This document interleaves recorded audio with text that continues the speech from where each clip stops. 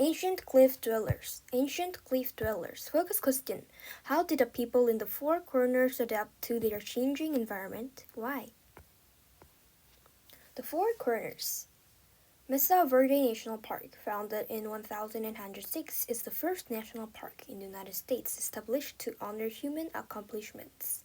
Located where the states of Utah, Colorado, Arizona, and New Mexico meet, the park contains many cliff dwellings that are among the most striking examples of early human architecture in North America. The builders used great skill, creating these remarkable dwellings without the aid of modern tools or machines. Who lived in these structures and how did they live? Why did they make their homes in the cliffs? Why did they live and where did they go? Do you know? Mesa Verde National Park is located in the Four Corners area, the only place in the United States where the corners of four states meet.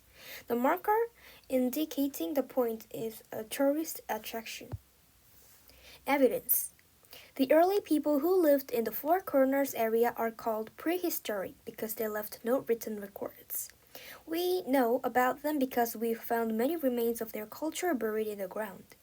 Mesa Verde is located in a high, flat desert surrounded by mountains.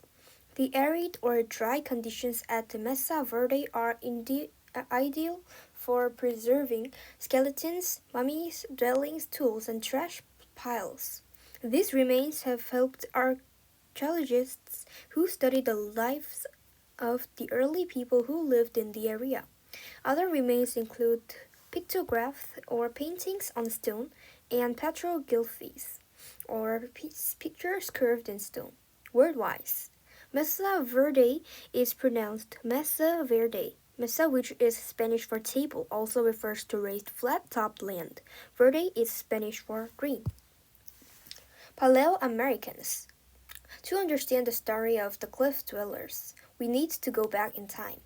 Scientists know that at least 14,000 years ago, during the Ice Age, ancient people crossed a land bridge from northern Russia to Alaska in North America. When hundreds of years later, some of their descendants traveled far north-south to reach the Four Corners area. The first Four Corners people were called Paleo-Americans and they survived by hunting and gathering. Paleo-Americans used large spears to hunt huge hard animals including elephant-like animals called mammoths and mastodons, and great bison. They also gathered nuts, berries, and other wild plants. The Paleo-Americans did not have permanent homes instead. They moved from place to place following the animals they hunted. They camped in caves or built simple shelters. Archaic people. When the Ice Age ended about 10,000 years ago, temperatures became warmer, causing the extinction of many large animals and turning large grasslands into deserts. The Four Corners people had to adapt to those changes and find new ways to survive. Archaeologists call these people the Archaic people. Like their Paleo-American ancestors, the Archaic people were hunters and gatherers. But the animals they hunted were smaller and provided less meat than the ones their ancestors hunted.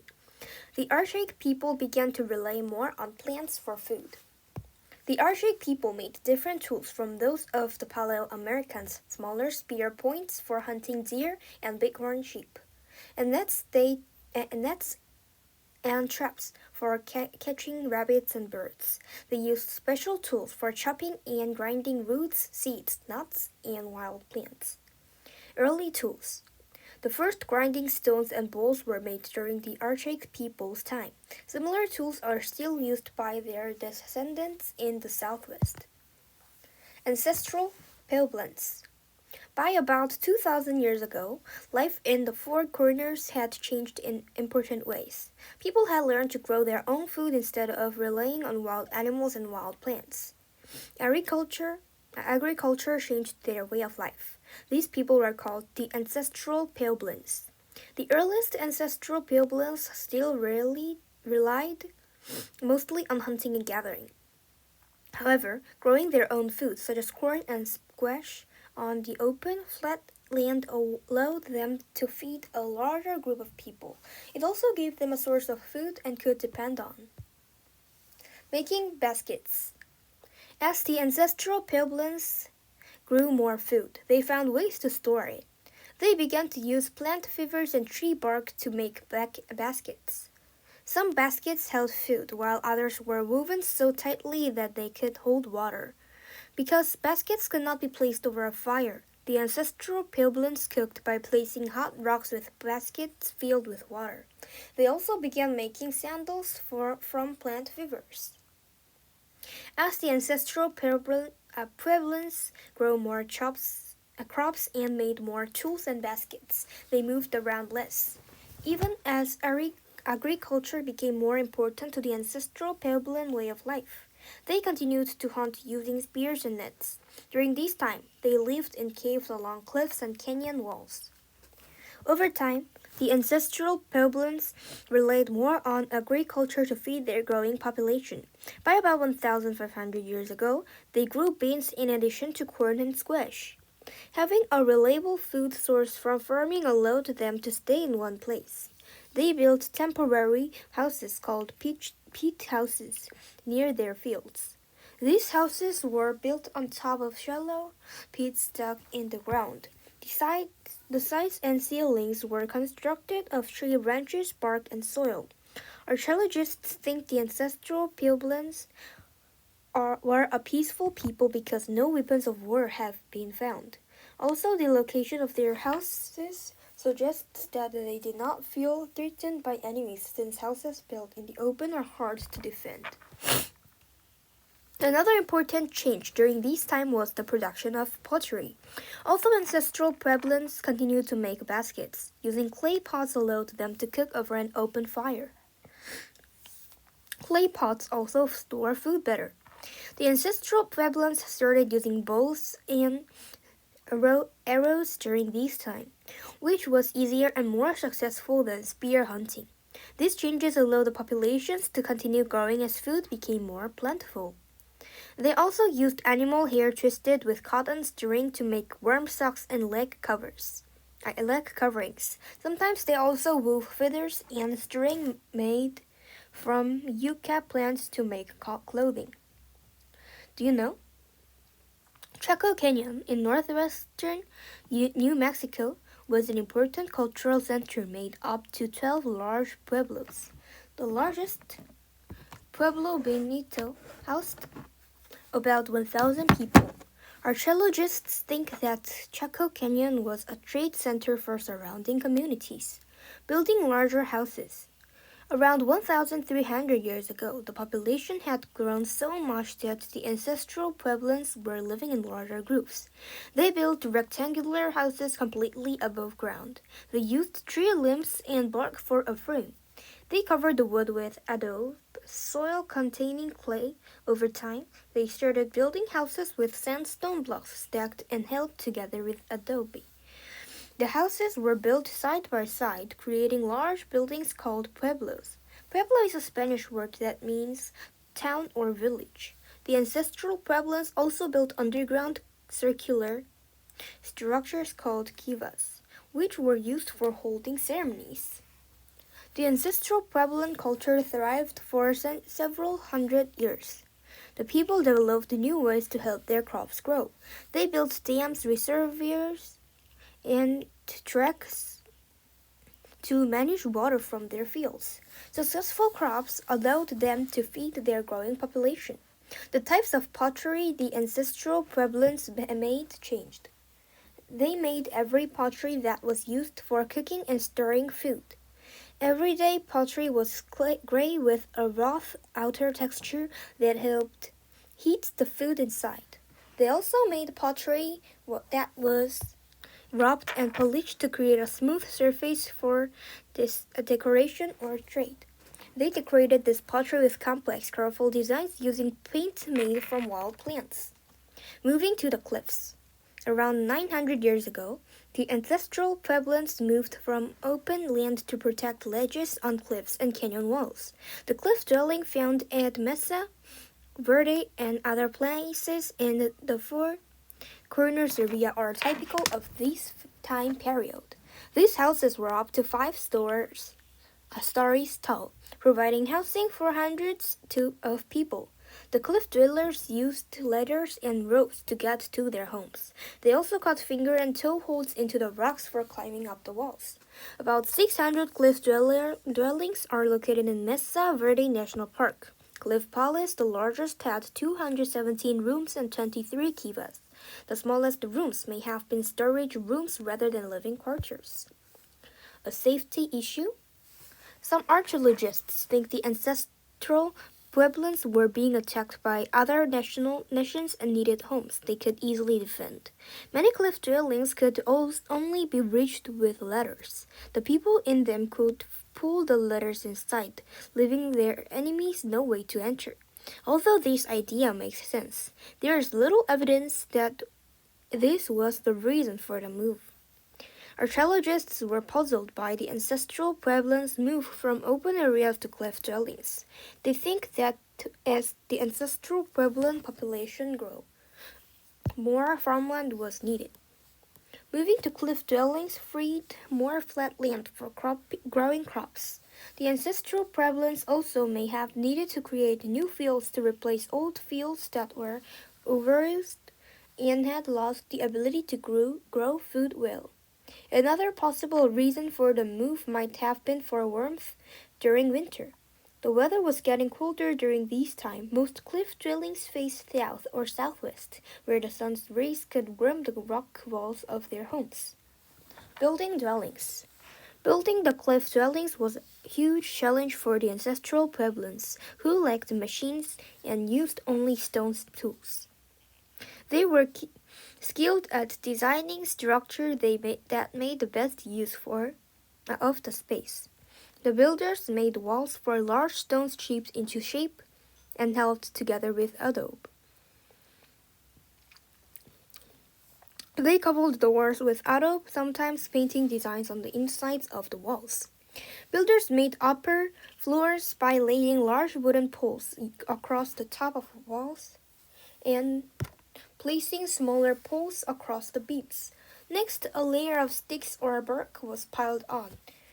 Then they added a thick layer of adobe to hold it together. Daily life. The ancestral Pueblans probably spent most of the time outside working together in groups. Some cooked, ground corn, carried water, and made pottery and baskets. Others wove cloth, farmed crops, hunted, and made tools out of stone, wood, and plant fibers. Children worked alongside their parents, learning adult roles by watching and practicing. They also took care of turkeys and spent time at play. During the winter, some work was some work was done inside the dwellings. Archaeologists think that rooms were used year-round for sleeping. Trade with other nations was an important aspect of ancestral Pueblan life. The map below shows some of the items that traded and where the items came from. Spiritual life. Because modern kivas are still used by the descendants of the ancestral Pueblans, we know they were used for religious ceremonies. They were probably also used for family gatherings as guest rooms and as workspaces in winter. People entered kivas with ladders. Each kiva had a fire pit in the center and a shaft providing fresh air. Half of the Mesa Verde kivas also had a small hole in the floor called a sipapu. The hole represented a doorway between the spirit world and the physical world. Archaeologists think that the ancestral Pueblans believed that all living things have both a spirit self and a physical self. They also believed in life after death. Living the cliffs. Between 2080 and 1280 and 1295, the ancestral Pueblans left the cliff dwellings and moved south next to Mexico and Arizona. No one knows for sure why they moved, but archaeologists think that the climate kept changing and that it played an important role. It got colder, causing a shorter growing season for crops. Watering crops became harder because there were long periods of time with little or no rain. In addition, the soil may have been so overused that growing enough food for the large populations became impossible. Perhaps by the time the ancestral Pueblos left Mesa Verde, they had cut down most of the trees for firewood, wood, and for building pueblos. Hunters may have killed so many wild animals that the meat supply was gone. Some people think that enemy nations drove out the cliff dwellers. However, that is unlikely because there are no remains of other cultures at Mesa Verde after the ancestral Pueblos left. Archaeologists find old remains deeper in the ground and newer remains closer to the surface. If enemies drove out the cliff dwellers, evidence of their culture would be found on top of the ancestral Puebloan remains. Modern day descendants.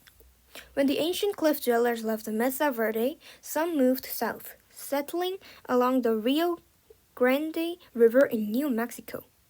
These are the ancestors of the modern Pueblo nations. Others moved to Arizona, eventually forming the Zuni and Hopi nations. Today, members of these nations continue many of the traditions of the ancient cliff dwellers. Many Pueblo, Zuni, and Hopi people continue to farm and perform ceremonies. They still honor their connection with the land and the spirit world.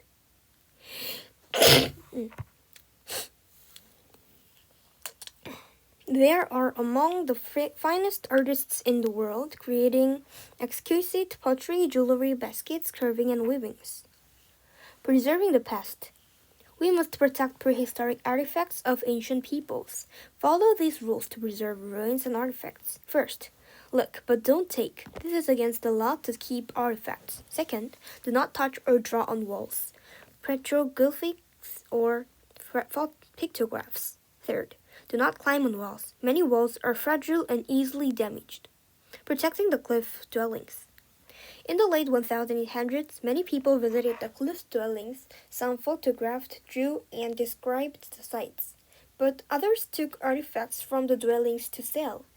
Over time, people became concerned about protecting the cliff dwellings from damage and looting. The concern led to the creation of Mesa Verde National Park in 1906. The National Park Service protects the cliff dwellings as well as allowing visitors to enjoy them. Educational exhibits at Mesa Verde and other sites in the southwest teach people about the ancestral Puebloan